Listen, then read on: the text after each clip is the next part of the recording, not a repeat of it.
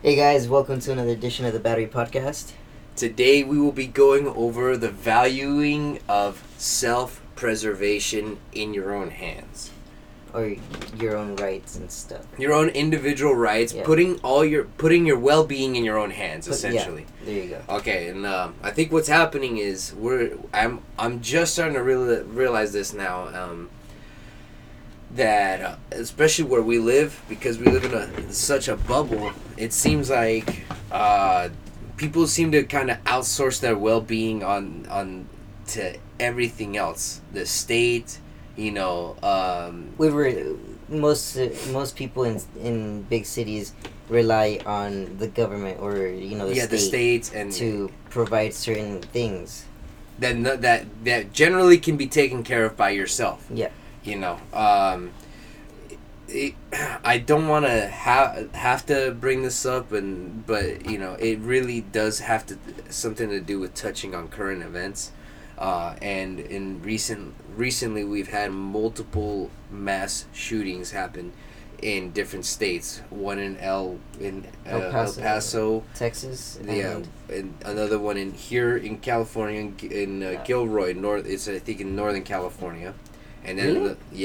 Yeah, it was a festival. It was a festival. I forgot the name of the festival. I don't even know if I think heard it was about called that the one. Onion Festival. Yeah, that was another I major didn't know one. about that one. Damn. Yeah, that's another major one, and then of course there's Ohio. Yeah, that was Dayton, Ohio. All back to back to back to back, and we're not. This isn't. We're gonna try our best to just kind of keep it in a neutral sense. Elements of neutrality here. And the point is not about what can we do to prevent these things. The point that we're trying to make is, for some reason, people stop valuing putting their well-being in their own hands, and that can mean a lot of things. That can mean anything from, of course, arming yourself and protecting your own household with your own bare hands, or for just taking care of taking care of yourself and the education you get. There you go. The information that you receive. A lot of people just get their information from the state, and thinking, okay, well, if the government said it, it must be right. Yeah, they don't go that extra step to see Whether or not there's other options, or the government is quote unquote big daddy, so we don't, we trust them apparently. Or most yeah, people we trust them. we don't question it for some apparent reason, and they become sort of the gold standard according to who exactly. And do you really want the people that run the DMV, one of the worst people, worst places on earth to be? You want those people running your life on like every aspect, or on you want those people taking every aspect of your life and just fucking I don't even know. Well, that's the issue. The issue is, again, people forget that you can in fact put your well-being in your own hands. That's an option, right? That is an option, and again, that can manifest in many different ways. Again, it can be that you could probably get your own private health insurance. It could be that you can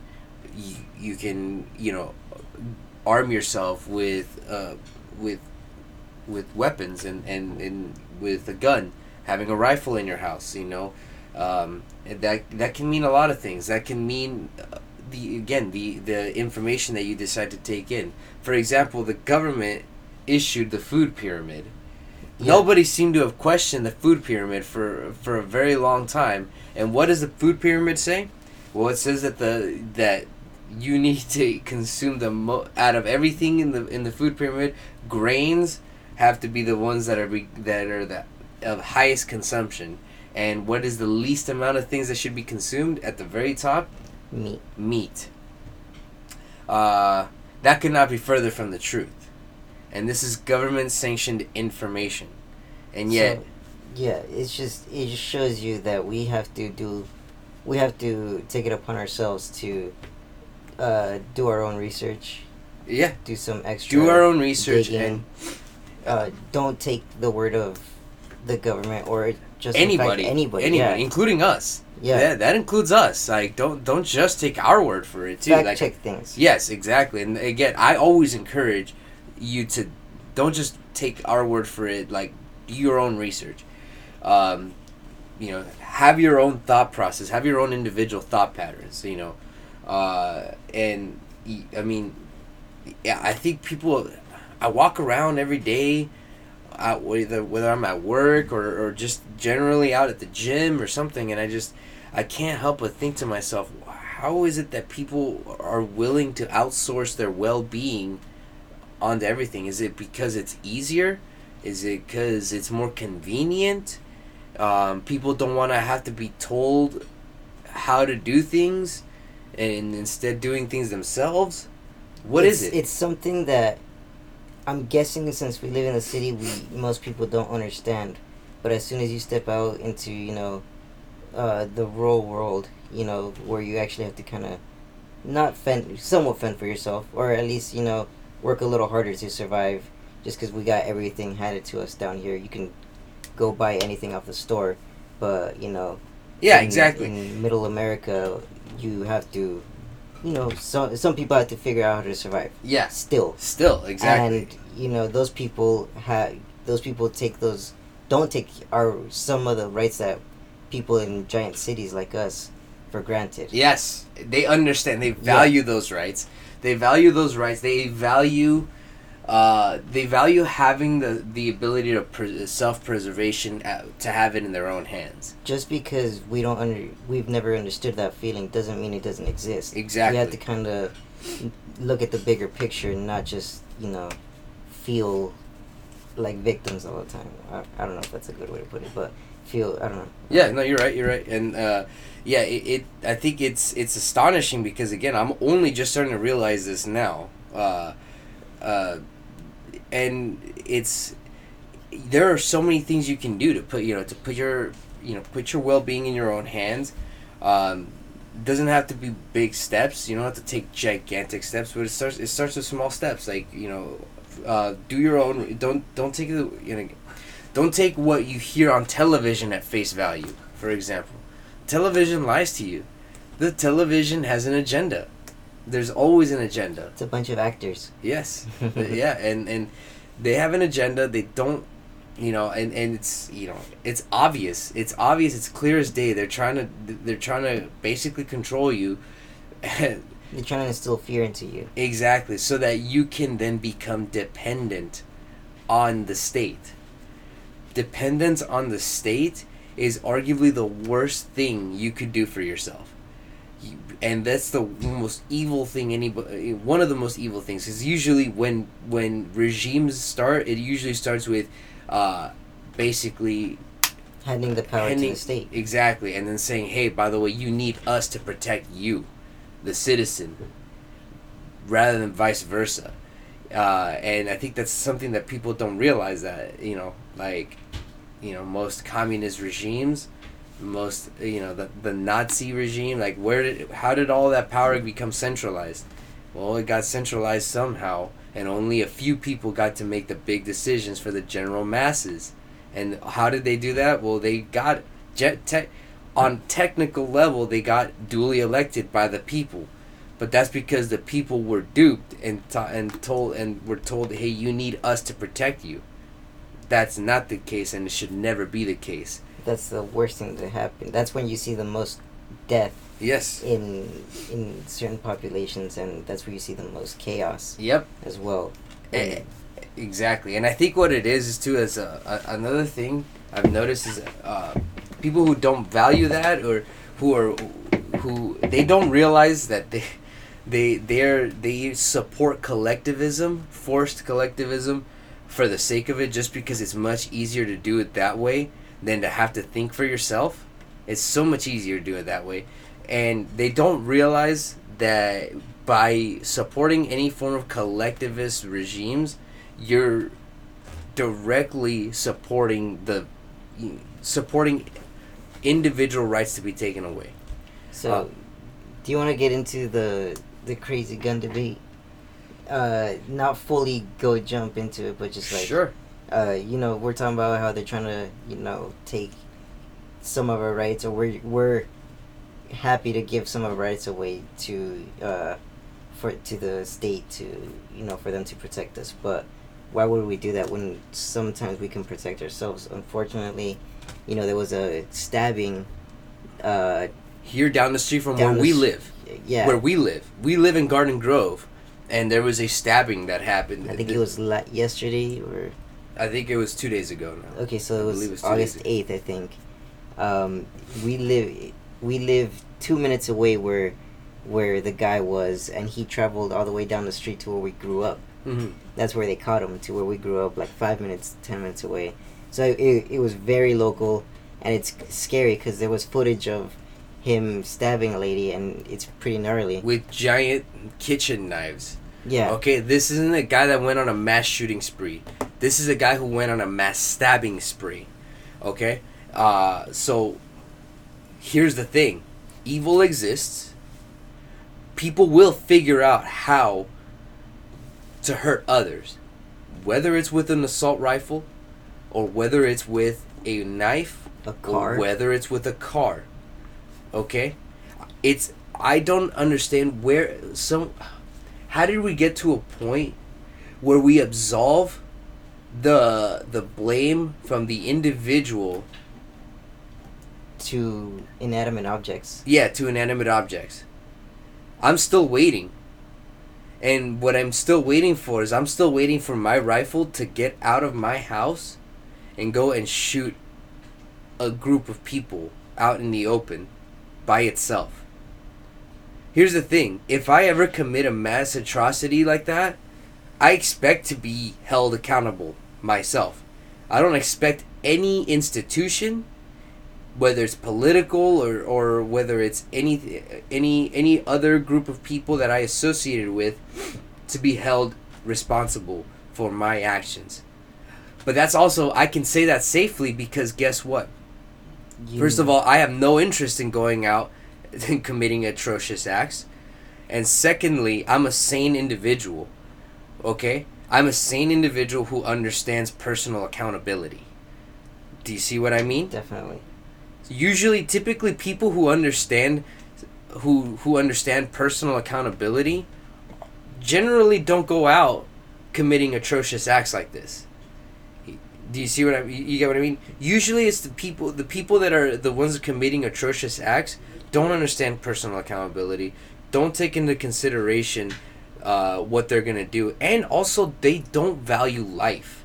Very true. They don't I think that's a key thing is they're mentally unstable, obviously. There's something mentally there's a mental instability there. It's whether it's a chemical imbalance in their brain, I can't say because I'm not educated enough to understand how that works. But what I can say for sure is that those people don't value human life, and that is the opposite of me. And generally most people who are aware and awake and who have a healthy mind and who function on a healthy level, usually those people value life. They understand the value of life. And I've said it before previously in a previous episode on this podcast, how since I own multiple weapons in my house, we're pretty protected. I don't ever wake up every morning thinking to myself, yeah, I have a gun, what's up? Like, usually, again, owning a rifle for me, owning multiple weapons is a complete afterthought. Aside from the fact that I'm bringing it up now, generally speaking, it's an afterthought. I don't even think about it. It's like it's usually, again, it's like the 10th or 11th thing on my mind. First thing on my mind is I wake up, I salute Old Glory, and I go straight to jiu-jitsu. Like, that's usually that's the first thing I usually do every morning. So, that being said, again, back to my point is, again, I value human life, and I have stated before on this podcast that the last thing I ever want to do is end up shooting somebody. You want to avoid that at all costs. At all costs. Like, that is the last thing I want to do.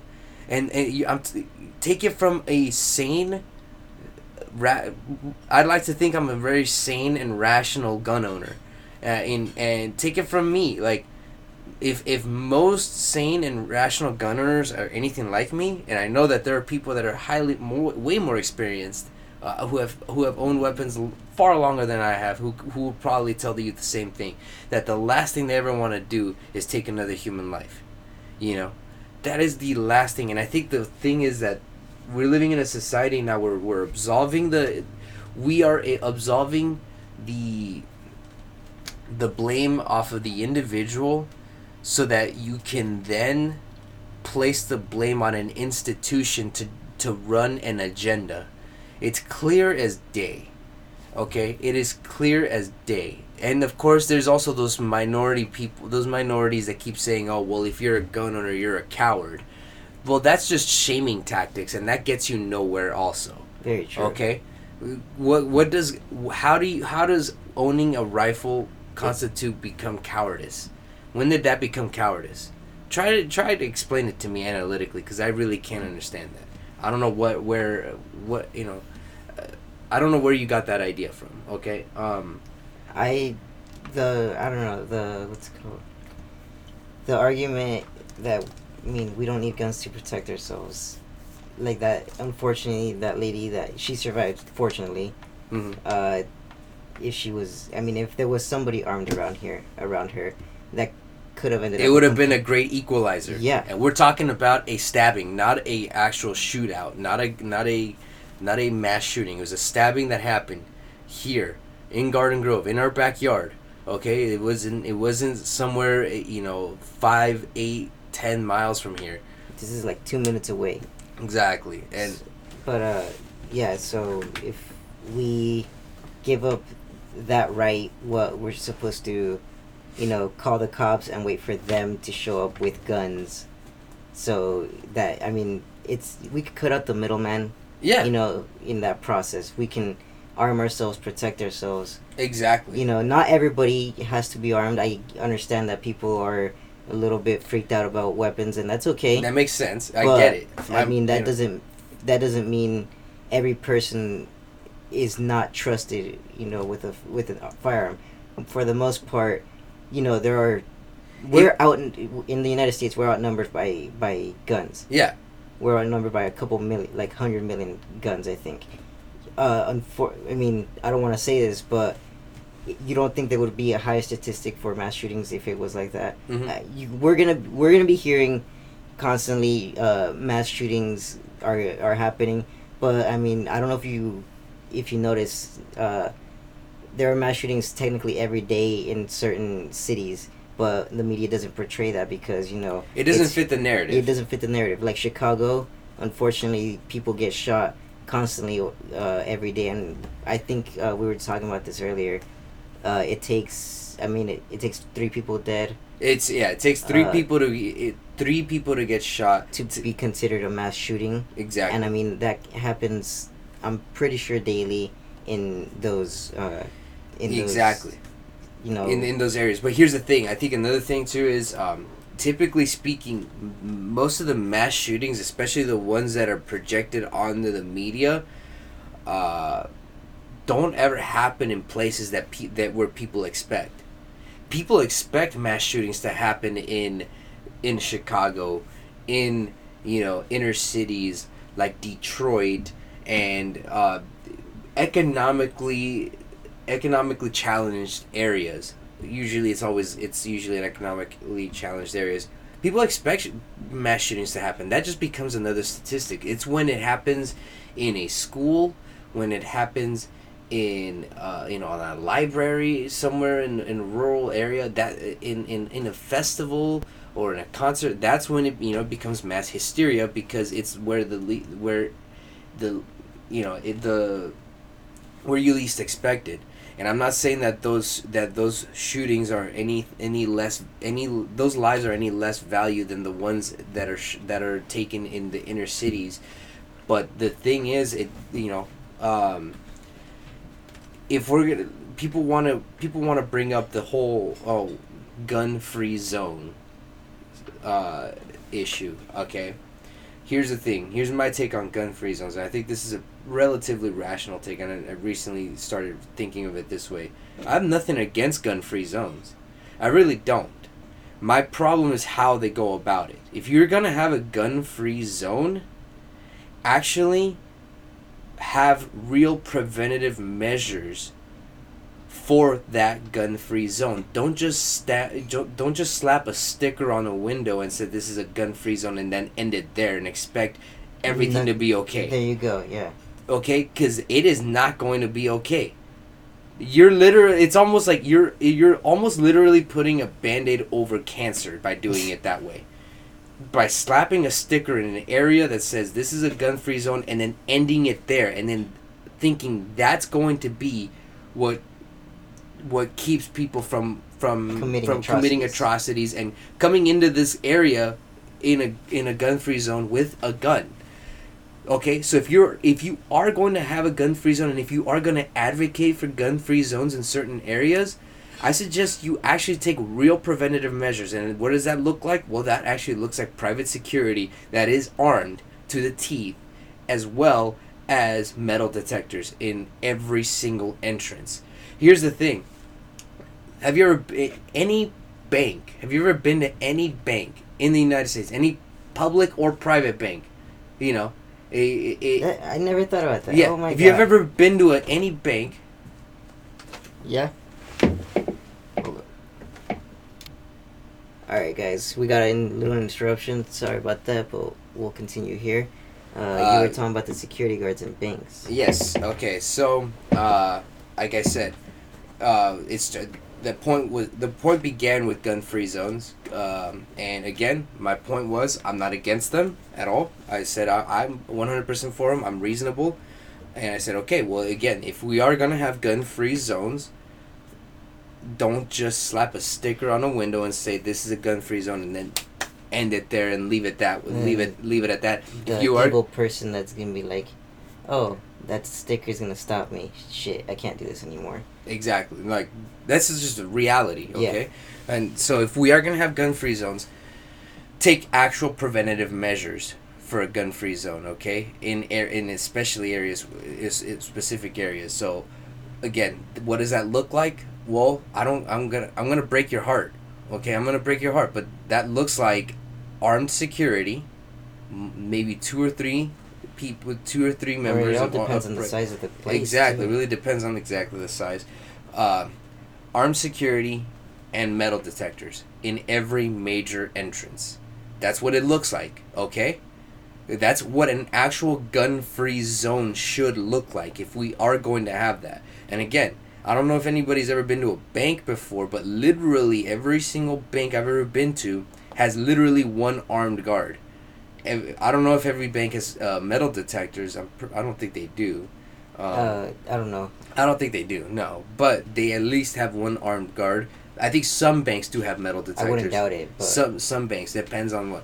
So let me ask you. I'll leave it up to you and say, okay, well, is that such an unreasonable thing? Well, let me ask you, okay, if we have gun-free, if we make our banks such a gun-free zone, well, why is it a gun-free zone, and why do they have why do they take the preventative measures to keep it a gun-free zone, the right measures, which is armed security and metal detectors in certain areas? That's because of what is stored in there, which is hundreds of thousands of dollars, people's money, okay? So when did money become more valuable than children? In human life. That, I ask you this, when did money, if we have no problem arming our banks and keeping keeping the banks proper security with metal detectors and armed security, those are gun-free zones. Technically, those are gun-free zones because they're protecting assets, which is literally money. So if we have no problem doing that, but all of a sudden doing it for schools when did money become more valuable than children, than kids? I was having a conversation with a couple people, and they're like, I just have a feeling that they're so not used to guns that they're so detached from weapons or from guns being used for self-defense. They don't know that it can actually be used for self-defense. They think it's literally just a weapon to do harm. Yes. You know, so I mean, I understand that point of view. I think that point of view is stupid, obviously. Because, I mean, you're completely just denouncing another full side of the spectrum, or you're just, like, avoiding to look at another full side of the spectrum, and that leaves you half blind. And to me, that's kind of stupid. So, I feel like those people... I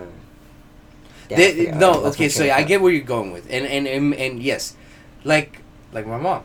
Yeah. Okay. Yeah. She's very deathly afraid of weapons. She has it's an irrational fear, is what it is. Yeah. I'm trying to show her that you can, in fact, be a safe, law-abiding citizen who can own a rifle. Okay. And I think that's what it is that, especially here in SoCal, I mean, there are a lot of gun owners, but it's not prevalent. It's not as prevalent as out. I think it's a part of it is a geographical issue. Geographically, people are just not used to regular old Joe down the street having a gun in inside of his house. I think that's part of it. I think it's become stigmatized too. Just general gun ownership, especially in the area that we live in.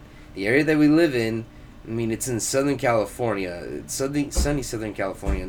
I mean, people don't really think too much about others owning weapons. Like, they don't understand that that's a thing. You know, you can in fact do that. It's such a foreign idea for someone to own a fully functioning rifle. You know, because I mean, fortunately for us, we don't need it. We don't need to use it often. Yeah. It's literally for self-defense for us. But if you're just thinking, like, since the people that are making all the laws are usually here, or like in all the major cities and stuff. Metropolitan areas. Yeah, highly. Obviously, those people probably think like most people in the cities, we don't use guns. Why the hell are people allowed to have guns? That's probably their training. And on top of that, I'll capitalize on that. Those people are all they out like we were just saying, outsourcing their well-being. Literally every single one of those politicians, those people outsource their protection to private armed security. Yeah, they are literally in this.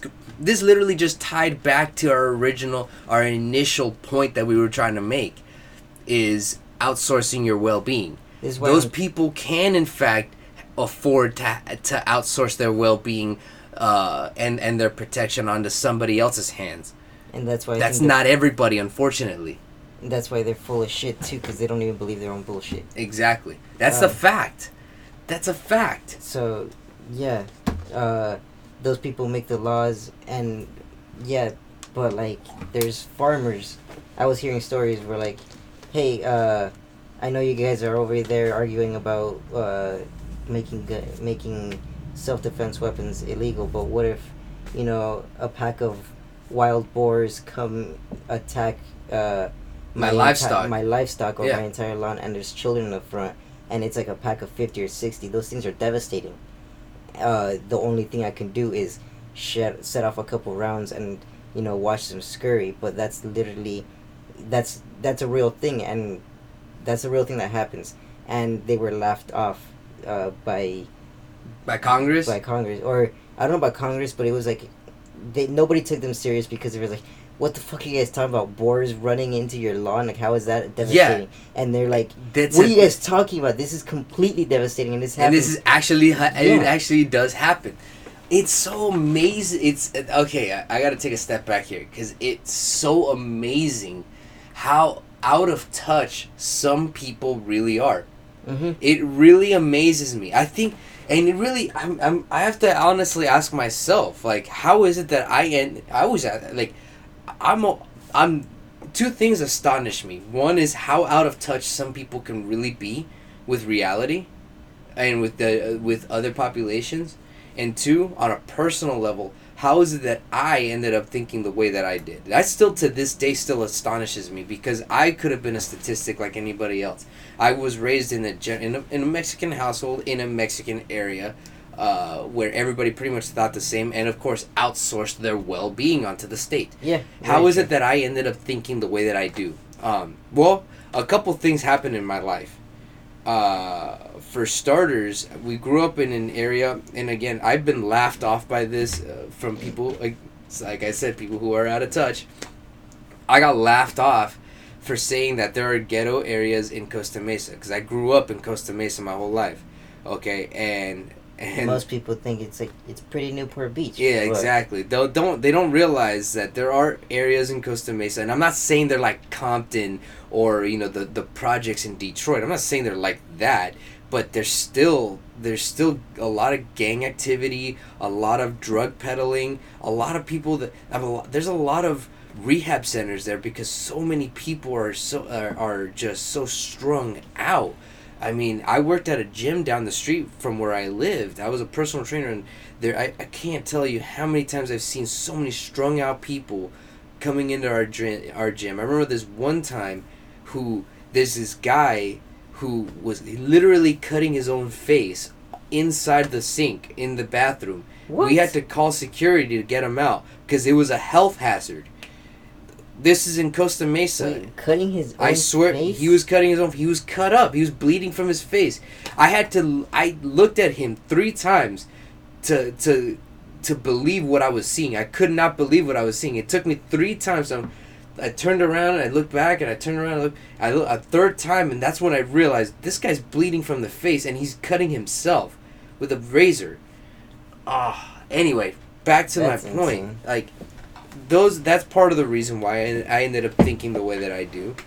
And of course, I grew up seeing a lot of violence. I've witnessed people get beaten half to death. I remember one time a guy got thrown over a balcony and then got glass shattered all over his face, and he was crying for his life. And of course, like, last minute before I saw anything else happen, my mom pulled me aside. I was like 7 years old. Like, but these are the things that remember when we lived upstairs from my grandma's house, and like a gang of like 5-6 people beat the shit out of some guy. Literally one guy into my grandma's yard, or like So there was 2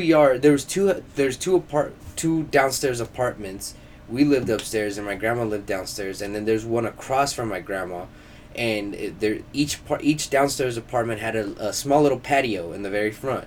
Well, there was a savage beating that was happening from the inside the patio across from my grandma's house. The guy was pleading for his life, and he was getting beaten half to death by literally looked like 7 or 8 people. It was 7 or 8 guys beating one man. The guy then ran into my grandma's house for or like her yard, her patio, the front patio. Yeah, the front patio. He ran into her patio, and they chased him into my grandma's patio and destroyed all my grandma's outside furniture, smashing it into the guy's head. Finally, the cops showed up, and they all ran and scurried. I mean, these are the things that we grew up with. We were watching South Park or something. This is like at 2 in the morning. Yes, this is around. Yeah, we were just hanging out. I was like 7. I know. I remember what we were watching. We were watching King of the Hill. I think we were watching King of the Hill. I remember this. But I mean, it's not a pretty. Not a pretty area. This is the area we grew up in. Okay, so that's part of the reason. But even before that, another thing, and then I think the reason why I see things the way I do, and especially with guns, is because I've had reality slap me across the face at a very early age. Earlier than what most people would want to. When I was in Mexico, I was in a shooting. Like, I witnessed it. Like, there was a shooting that happened, and I was there, and here, okay, I know what it's like to be in a shooting. And I know what it's like to be paralyzed with fear. I know what it's like to be incredibly helpless, and I know what it's like not knowing what you're going to do other than run. Okay?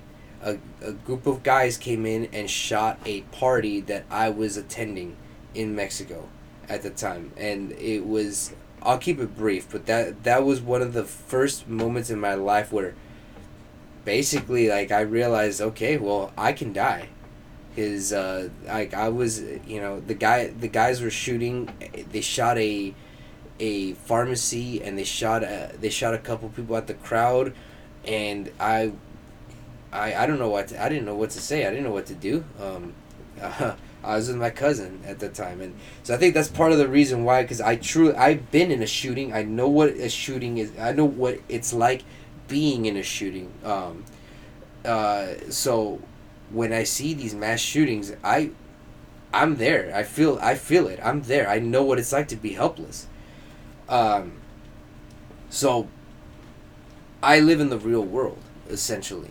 And I began to live in the real world at the age of 10, when I witnessed firsthand what it's like when evil men come in with the prerogative of committing an atrocious act. Whether it's because they have a chemical imbalance, or whether it was because out of vengeance, or whether it was a crime of passion, whatever it is, it doesn't matter. What matters is that these people are out there, they commit atrocious acts, and they have complete disregard for human life. Okay? And that doesn't mean my rights should be infringed. Exactly. I'm sorry, but that's just... Okay. We're leading into another point of how there are people, again, their mass population who completely forgets how this country was founded. Mm-hmm. It wasn't founded because we sat down and hashed it out verbally and decided, hey, king, the king, we're no longer going to pay your taxes, and we are going to be a sovereign nation now. You really think that they could just do that verbally and then, write a couple documents and say, here, this is how it is? No. There was bloodshed. There was acts of violence that were committed. People died for this country to be established. To be free. Yes. And so people forget that governments, whether it's ours or a foreign government, people forget that those people, even though the government is run by people generally, that doesn't mean that they will never get drunk with power, and that doesn't mean that they will never, they would never abuse their power or overtake the general masses, And so there's a reason why it amazes me how people don't understand that our government has the capacity to basically remove all of our rights. They will do it if given the opportunity. If given the opportunity, they will. You really think that our government is so benevolent compared to England or France or any other government? No. Our government is run by people no better than any other human being on earth. Okay? Prone to mistakes and prone to being corrupt. If you're really sitting in your chair and you're thinking our government will never be corrupt compared to any other government, you are a fool. You are a fool. And I'm sorry, but as the saying goes, those who give up their their rights for a little bit of security, don't deserve them. You don't deserve them. However, I prefer to have my own well-being in my own hands. I trust my own hands more than I trust the state government. That's the point. That's the point. That's the actual point. I don't know about you. Do you trust your own hands? Because I do. I trust my own hands, and I'd rather the safety and the well-being of my entire family be in my own hands rather than at the state. I don't know who's running the state. I don't know who the people are. Okay? And I don't care. They are not one of us. You are not me. You are not one of me. You are not... You don't care about me as much as I care about me. Exactly. So That's I'd rather the fact. protect myself. That is a fact. Exact. And I value that. I value that right. I value that freedom. I value all of that. And I'm hoping that people can start to wake up and realize that they can start living in the real world and realize, I can in fact take up my well-being into my own hands. That's completely okay. The government wants you to think it's not okay for you to take your well-being and into your own hands. And that doesn't mean just arming yourself. That's only part of it. But also the education that you get. The you know, yeah, like you said, like you pointed out in healthcare, your healthcare, exactly. They're trying to take away your options, and yes, that's not right. Yeah, even if you do want to outsource your well-being onto the state, that's fine. You're free to do so, but that doesn't mean that everybody else has to. Okay? Here's the thing: I value individualism over collectivism, forced collectivism, because again, forced collectivism never ends well. And here's the thing: humans need other people. People need other people. Okay, we're psychologically, we need each other. Okay, if you place higher value on the individual, individuals will naturally start to organically create their own unique communities and protect their own small communities. And then you get one small community here, another small community here, all law-abiding citizens who want to be a part of these communities. And that's a product of individual rights and freedoms, valuing individual rights and freedoms. And the thing is that the government wants you to think that because you want to have a higher value of individuality, that you don't care about other people. And that is not the case. That could not be further from the truth. When you value yourself and you value your individuality, you're going to value the people that are closest to you and your general community around you, and you're gonna create a community organically, and you're gonna want to be a part of that community. But when you're forced to be in a community that you don't want to be, and you're forced to be in an area surrounded by people you don't agree with, it never ends well. Forcing people to agree with each other never ends well. So I think that's a great way to end this. Yes. Continue the conversation, guys. We can't just be blind to both sides. Do your research, and hopefully we'll figure this thing out soon. Stay safe. Stay safe.